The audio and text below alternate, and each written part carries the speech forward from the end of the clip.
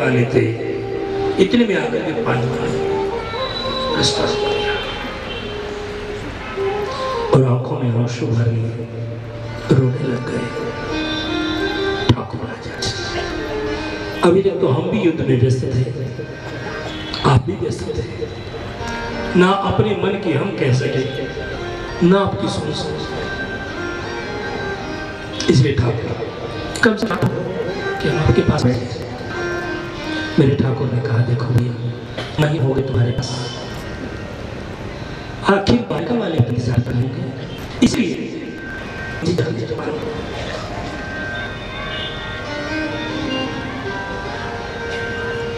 और जो ही जाने के लिए निवेदन किया, इतने में अश्रुधार बह चली।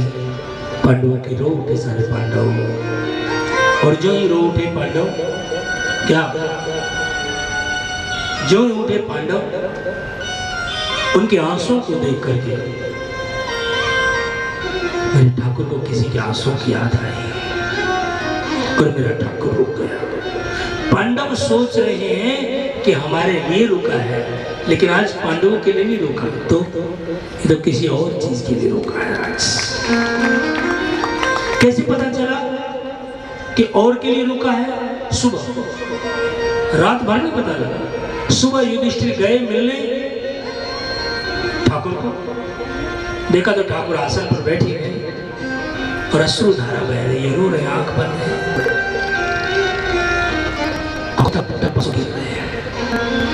युधिष्ठिर सोचा भाई क्या हुआ, कोई अपराध तो नहीं हो गया? क्यों? क्योंकि आज तक ठाकुर को इस तरह रोते हुए नहीं देखा, आखिर बात क्या है? थोड़ी देर में ठाकुर की आंखें खोली, देखा तो युधिष्ठिर सामने, जल्दी से आंखें पहुंची और कहा, बड़े भैया कब आ गया? युधिष्ठिर ने पूछा, मैं कब आ गया कृष्णा? ये बात छोड़ो, पहले ये बताओ कि तुम रो क्यों रहे हो? क्या कारण है तुम्हारे रोने? कभी बस वैसे आंसू आ गए। को वैसे आंसू मेरे नहीं आए, इन लोगों के नहीं आए, वो केवल आपको ही आए। आपके आंसू इतने आसान नहीं आ रहे। बात क्या है, बात बताओ। कहा भैया कोई 58 दिन से तुम्हारे परिवार का ही कोई सदस्य मुझे याद कर करके रो रहा है। आज मुझे उसकी याद आ गई और आगे बढ़ रहा है। युधिष्ठिर ने कहा ठाकुर यदि वो हमारे लिए रो रहा होगा तो तो वो तो केवल मेरे में ही जीता है, मेरे लिए ही रोता है। कौन है वो भाग्यवान? पिता युधिष्ठिर का बिल्कुल भी नहीं, वो तो हमें चाहता है, वो हमारे लिए रो रहा है। मेरे परिवार के इतने लोग मर गए, वो उनके लिए रो रहा है, वो आपके लिए नहीं रो रहा। युधिष्ठिर तुझे विश्वास नहीं हो रहा? चलो मेरे बैठाया रथ में, कुरुक्षेत्र के मैदान में पहुंचे और कहा पांडवों जाओ मिलो। अभी पता चलेगा कि वो मुझे याद कर रहा है तुम्हें, क्या आप भी चलो? नहीं, मैं रथ में बैठा, तुम मिलो। पांडव उतर के गए और जाकर के हाथ जोड़ के कहा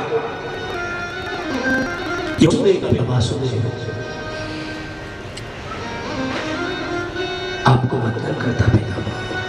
नहीं, पांडु के बेटे पांडव आपको वंदन करते हैं। बाबा एक बार आंख खोल करके देखा और पिता महेश्वर रो पड़े फिर दोबारा ये कहते हुए, अरे पांडवों वो नटखट आज भी नहीं। और जो ही हिलकी देकर के रोए, अब ठाकुर जी से बैठा नहीं रहा गया, रथ से नीचे कूद पड़े और जैसे तुरंत बच्चा जनी गाय अपने बछड़े को मिलने के लिए दौड़ पड़ती है, मेरा ठाकुर भी दौड़ पड़ा अपने भक्त से।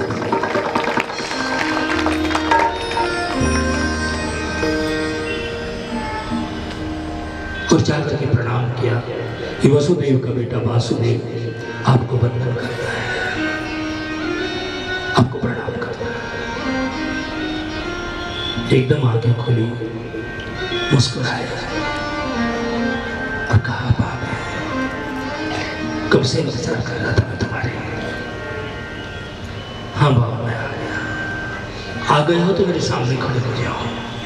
पांडव माना कि तुम मेरे पोते हो, लेकिन क्षमा करिएगा, मुझे तुम्हारी ना जरूरत थी और ना आज जरूरत है। मुझे केवल जरूरत है तो इस सामने सुनने की।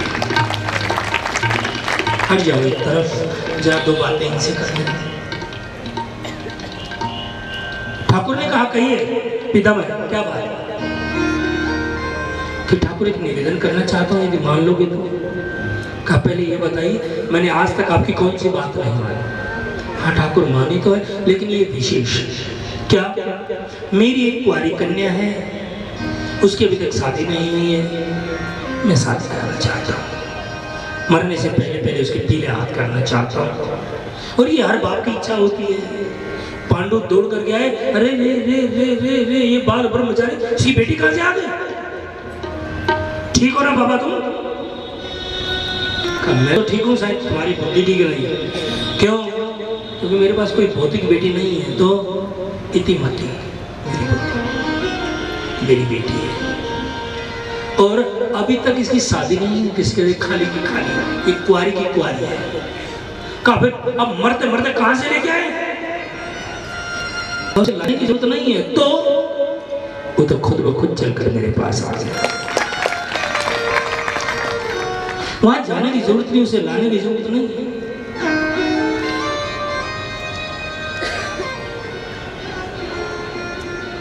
पांडवों ने कहा ये काला कलूटा, ये पोखरिया का पानी पीने वाला। उन्होंने कहा तुम्हारी नजर में होगा वो, जरा मेरी नजर से। इतिमतिरुप कल्पिता वितृष्णा भगत साप पुंगवे विभूमि। और दूसरी बात, त्रिभुवन कमल माल वर्णम रवि कर गो